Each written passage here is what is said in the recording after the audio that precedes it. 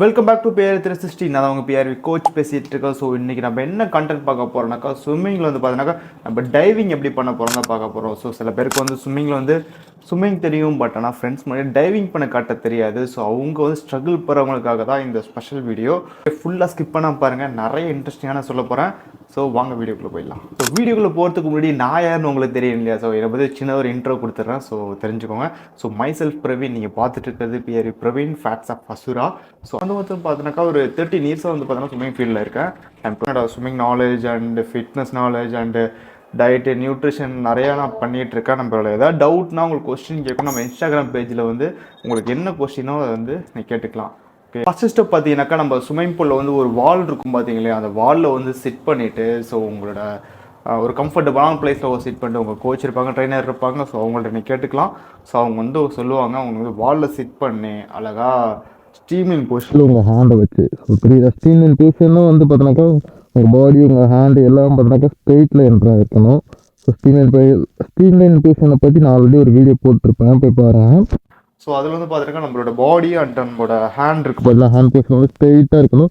நம்மளோட சின் வந்து நம்மளோட செஸ்ட் இருக்குது பார்த்தீங்களா, அந்த செஸ்ட்டை வந்து போட்டு இருக்கணும். சில பேர் வந்து வச்சுருப்பாங்க ஸ்டீமிங் பொசிஷன் மேலே பார்த்துட்டு இருப்பாங்க, மேலே பார்த்துட்டு இருக்கக்கூடாது. ஸ்டீமிங் பொசிஷன்னா உங்கள் காதுக்கு பின்ன கை போட்டு உங்கள் செஸ்ட் லெவலில் உங்களோட சின் வந்து க்ளோஸாக இருக்கணும்.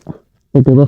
இதுதான் வந்து பார்த்தீங்கன்னா ஸ்ட்ரீம்லைன் பொசிஷன். இந்த ஸ்ட்ரீம்லைன் பொசிஷன் ஒழுங்காக பண்ணால் தான் உங்களால் வந்து ஸ்விம்மிங்கில் வந்து எல்லாமே பண்ண முடியும். ஸோ ஸ்விம்மிங்கில் மெயின் ஃபண்டமெண்டல் பார்ட் வந்து பார்த்தீங்கன்னாக்கா இந்த ஸ்ட்ரீம்லைன் பொசிஷன் தாங்க. நீங்கள் அண்டர் வாட்டர் ஸ்விம் பண்ணுறதா இருந்தாலும் சரி, நீங்கள் ஸ்டார்டிங் பண்ணுறதா இருந்தாலும் சரி, ஃப்ரீ ஸ்டைல் பண்ணுறதா இருந்தாலும் சரி, butterfly, breast stroke, back stroke எது பண்ணுறதா இருந்தாலும் உங்களுக்கு வந்து இந்த ஸ்ட்ரீம்லைன் பொசிஷன் வந்து ரொம்பவே ஹெல்ப் பண்ணும். உங்கள் ஃபஸ்ட்டு ஸ்டெப்பில் வந்து பார்த்தீங்கன்னா நீங்கள் வாலை சிட் பண்ணிட்டு ஸ்டீம்லைன் பொசிஷன் வச்சுட்டு உட்காந்துட்டு சிட் பண்ணிவிட்டு அழகாக பெண்ட் பண்ணி ஸ்டீம்லைன் பொசிஷனில் உட்காந்து அழகாக இப்படி பெண்ட் பண்ணி ஸோ வந்து தண்ணியில் வந்து உட்காந்து நீங்கள் வந்து டைவ் பண்ண போகிறீங்க. ஸோ இந்த வீடியோவில் வர மாதிரியே நீங்கள் ட்ரை பண்ணி பார்க்க போகிறீங்க. ஃபஸ்ட்டு ஸ்டெப்பு இதான். செகண்ட் ஸ்டெப் வந்து பார்த்தீங்கன்னாக்கா அதே உங்களோட லெக் இருக்குது பார்த்தீங்களா, உங்களுக்கு நீங்கள் ரைட்னா ரைட்டு, லெஃப்ட்னா லெஃப்ட்டு, உங்களுக்கு தேவைன்னா ரைட் லெக் முன்னாடி வச்சுட்டு அது ஸ்டீம்லைன் பொசிஷன் நின்றுட்டு ஸோ ஸ்டீம்லைன் பொசிஷன் நின்றுட்டு பெண்ட் பண்ணி அந்த வீடியோவில் வர மாதிரியே பார்த்துக்கோங்க. ஸோ பெண்ட் பண்ணி அழகாக வந்து ஜம்ப் டைவ் ஓகேங்களா? ஸ்டீம்லைன் பொசிஷனில் எப்பயுமே கரெக்டாக வச்சுக்கணும். ஸோ நெக்ஸ்ட் ஸ்டெப் போயிடலாம்.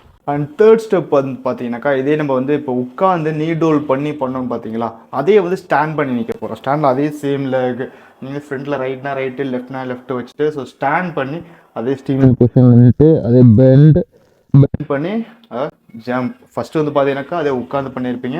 ஸோ இப்போ வந்து பார்த்தீங்கன்னா அதை ஸ்டாண்டிங் பண்ண போகிறீங்க. ஓகேங்களா?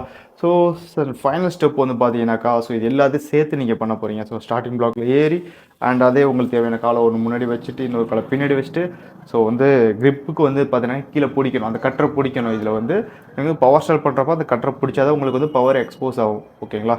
ஸோ அந்த கிராப்பை பிடிச்சிட்டு ஸோ உங்களுக்கு தேவையான பவர் கொடுத்துட்டு ஸோ ரைட்னா ரைட்டு, லெஃப்ட்னா லெஃப்ட் எப்பயுமே தான்.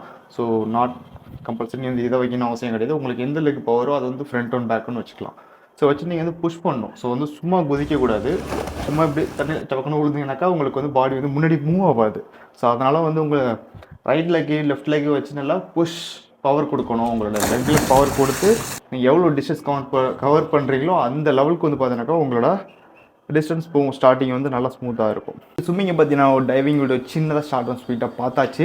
ஸோ நெக்ஸ்ட்டு வந்து பார்த்தீங்கன்னாக்கா என்ன கண்டென்ட் வேணும் கீழே கமெண்ட் பண்ணுங்கள். உங்களுக்கு தேவையான கண்டென்ட்டை நான் வந்து போஸ்ட் பண்ணுறேன்.